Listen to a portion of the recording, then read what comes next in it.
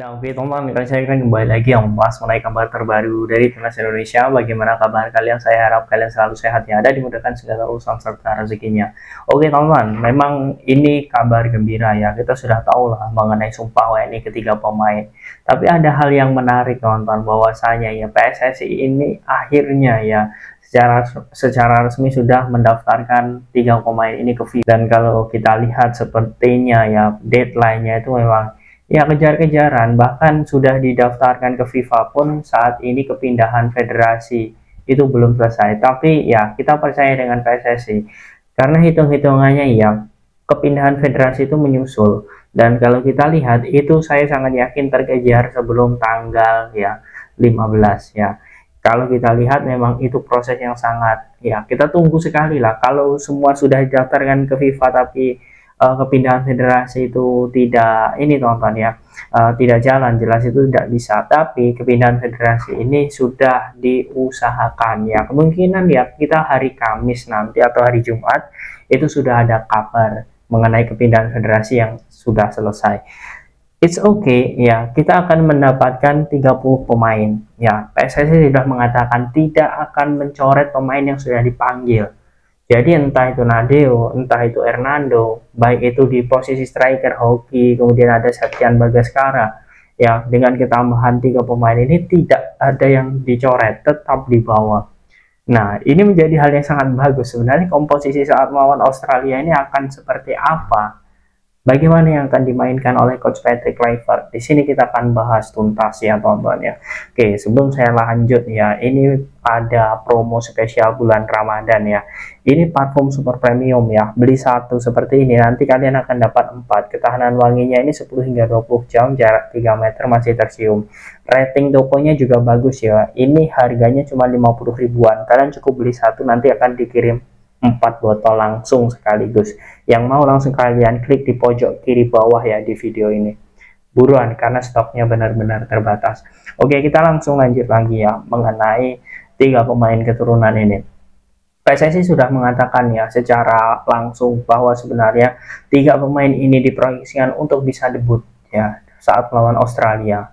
Dan kalau kita lihat, saya menyoroti satu sosok terlebih dahulu, yakni Dance James. Ya, Dan James ini kalau saya lihat memang sangat luar biasa. Bahkan di pertandingan terakhir bersama Go Ahead Eagles ya, dirinya menjadi man of the match ya, dan juga mencetak 1 gol ya melawan klub Vendong ya. Walaupun kalau dilihat di atas kertas ya, Go Ahead Eagles saat ini memang di papan tengah, tapi untuk merangsak lagi ya di papan atas itu sangat terbuka lebar.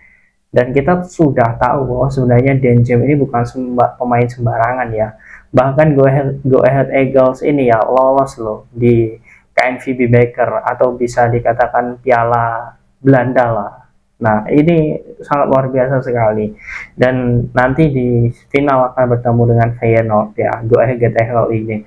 Nah, penampilan dari sosok Dan James ini ya sangat konsisten sekali ya di musim ini. Ini adalah musim pertamanya loh di Eredivisie, tapi sangat menjanjikan sekali potensinya.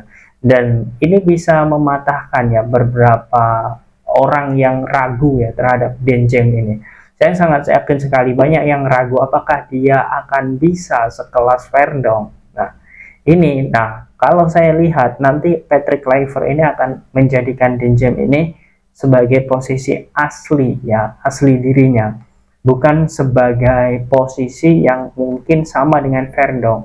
Ini sebagai informasi ya, just information kepada kalian bahwa sebenarnya sosok Dan James ini bukan wingback loh. Dia itu bukan pemain belakang sebenarnya. Dia itu adalah winger ya. Sama seperti sosok Orat Mangun ya, kemudian Witan Sulaiman.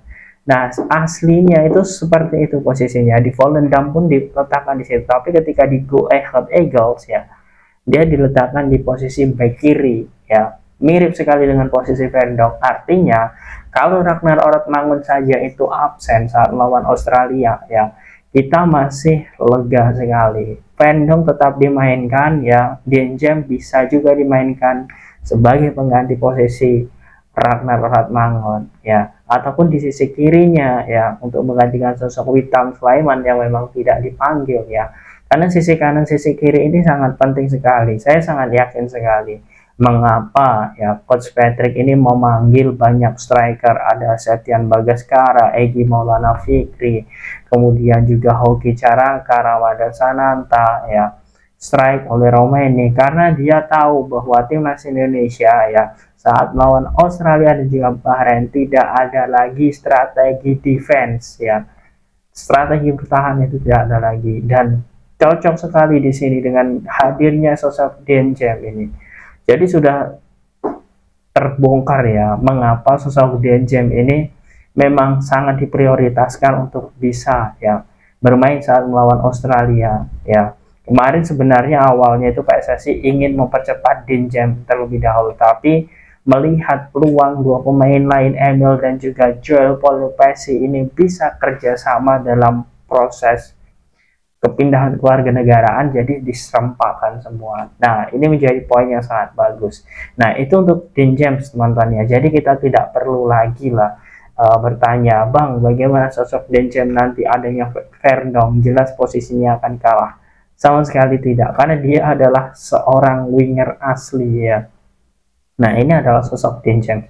Kemudian kita masuk lagi ke tengah, Joel Polepesi.